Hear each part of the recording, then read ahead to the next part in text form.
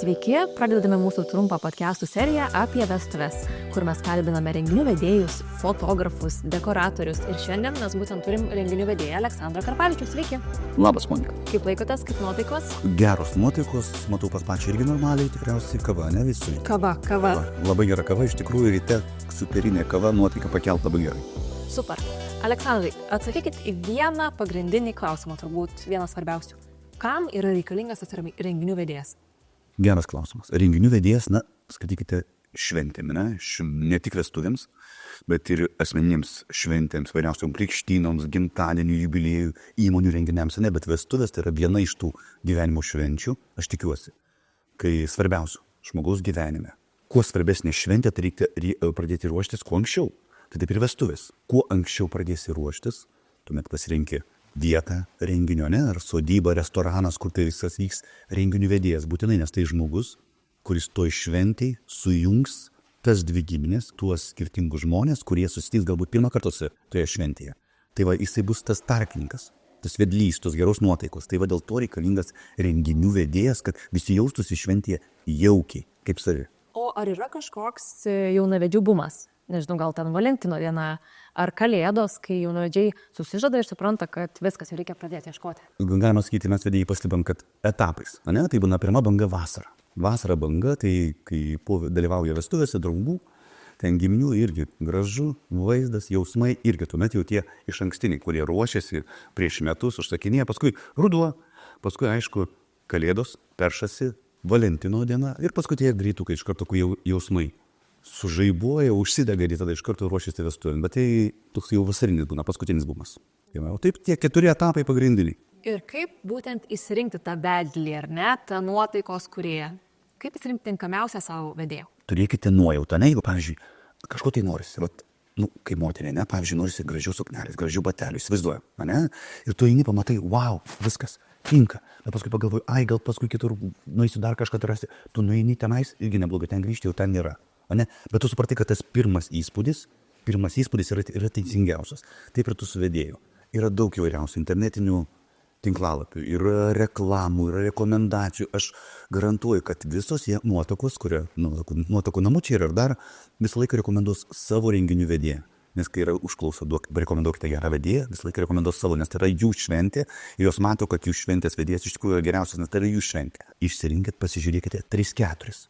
Būtinai 3-4, neimkite vieno, jeigu jau esate garantuoti, pasistengkite gyvai pabendrauti. Jeigu neišeina, jeigu jūs gyvenat užsienį ir kitur, vis tiek šiais laikais galima online, pasiskambini, pasižiūri, pasikalbi ir bendraukite, užduokite klausimus, kurie jums rūpi. Tai svarbiausia, nebijokite kalbėti, užduokite klausimus, vedėjas atsakys, patars būtinai.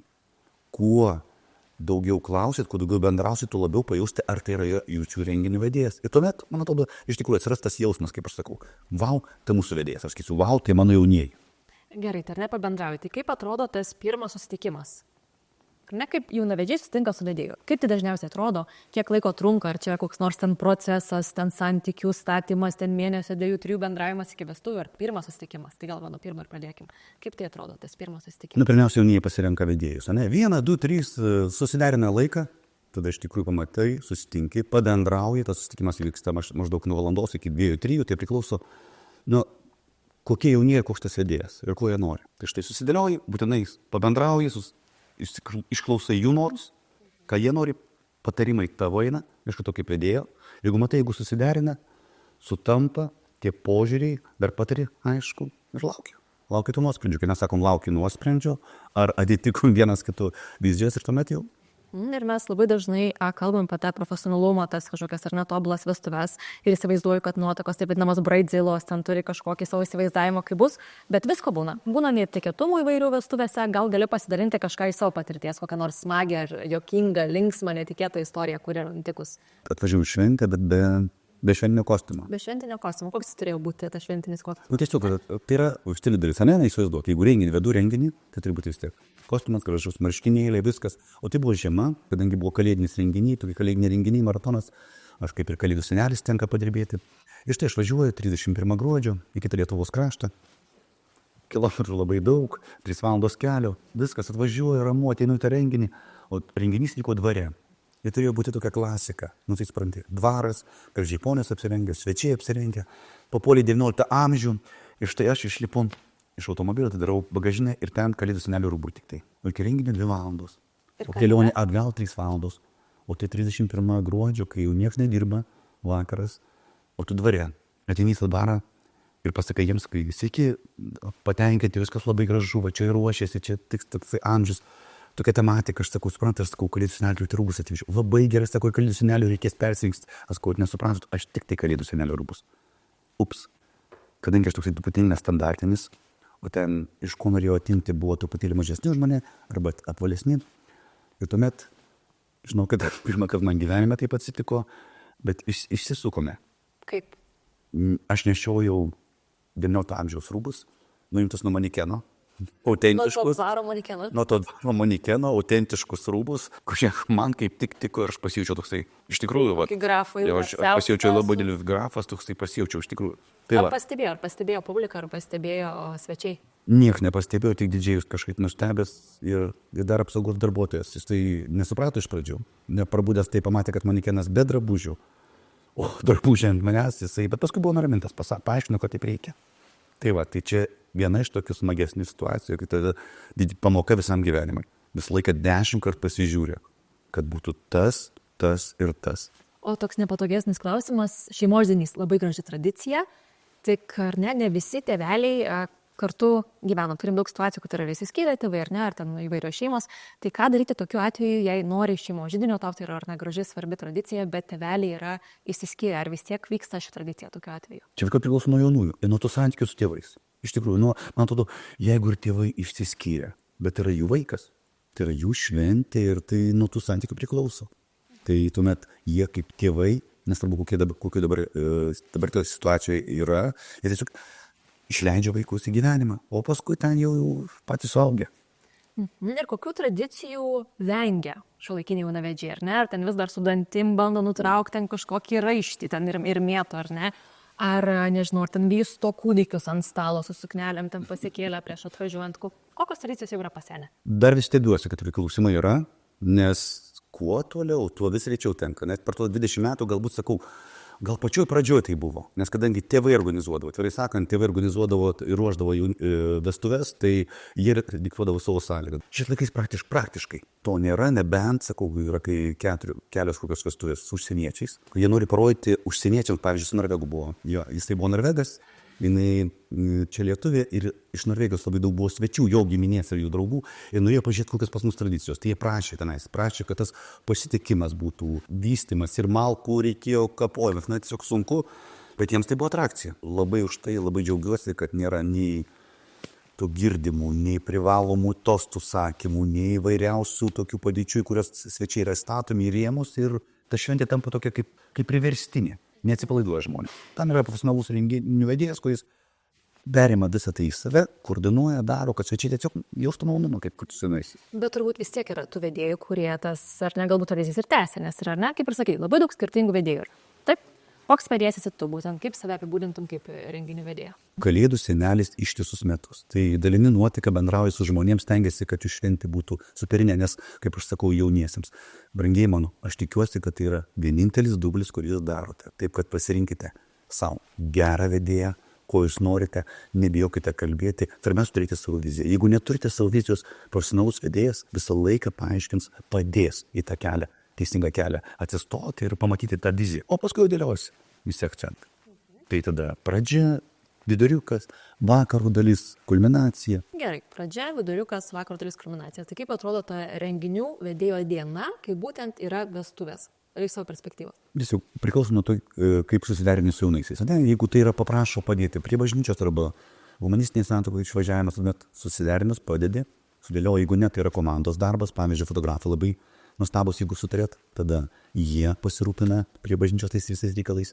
Paskui pasitikimas yra sodyboje tų žmonių, kurie atvažiuoja svečiai, nes jie atvažiuoja kelias valandos anksčiau, negu jaunieji apsigyvena, įsikuria, tada to erdvėje pradeda vaikščioti, tada reikalingas vedėjas. Iš tikrųjų, tada prasideda jau mano kaip vedėjo darbas, susipažįstu, tuomet būna arba fotografavimas su momentiniu fotoaparatu, įdarbinu, kad jie tiesiog pildytų tos sveikinimų, palinkėjimų, knygas įvairiausios, žaidimai įvairiausi, pasitikimas jauniesiams ruošiamės, pasitikimą, flashmobas, surprizai įvairiausi, tai štai, o paskui laukiam jaunųjų, po jaunųjų sveikinimai, prasideda ta pietus, ta vakarienė šventinė, ta veiklioji dalis, vakaro dalis linksma, iki kulminacijos. Ir visą tai vadovauji, žiūri, prižiūri. Tai kaip atrodytų ideali vedėjo komanda, kaip ar net tavo įsivaizdavimas? Klausiu jų kartais, ar reikia kviesti ten koordinatorę, ne pavyzdžiui šventės. Aš sakau, priklauso koks vedėjas. Nes jeigu didžiulės vestuvės iš tikrųjų tenais, kažkur tai labai, tai reikia viską koordinuoti. Bus daugiausia, ar bus grupės, bus dar pasirodymas kažkur tai dar kažkur tai tenais iš šou verslos, dar kažkur tai bus surprizai. Tai žinoma, vedėjas visko nesugriebs, ne? Tai reikalinga koordinatorė. Bet jeigu yra tokios, kaip sakau, tradicinės, paprastos vestuvės, tai visą tą koordinavimą paima vedėjas ir jo komanda. Tai yra didžėjus, tai yra superinė, jeigu komandai veina fotografas ir filmuotojas, tuomet ta komanda stabiliai dirbanti, profesionaliai dirbanti, viskas sukoreguoja nuo bažnyčios iki kulminacijos. Tai idealu ar ne? Vedėjas, fotografai, filmuotojas, didžėjus. Ir didžėjus kažkada. Labai gerai. Ir klausimas tada apie didžėjų, ar ne? Ką galėtum pasakyti jaunavedžiams, kad juos nuraminti, ar ne? Nes turbūt dažnai kyla klausimas, o jeigu man didžėjus gros tik tai juodo orchidėją, aš labai noriu, tarkim, Kunigundos, tai kas ar tas geras didžėjus? Geras didžėjas yra didžėjas, kuris įsiklauso ir pajaučia tą publiką, tą atmosferą, ne? Tam todėl yra, kai susitinki su jaunaisiais, jiems yra namų darbai duodami, ne? Tai yra, parašykit grojaraštį savo muzikinius pageidavimus didžėjai.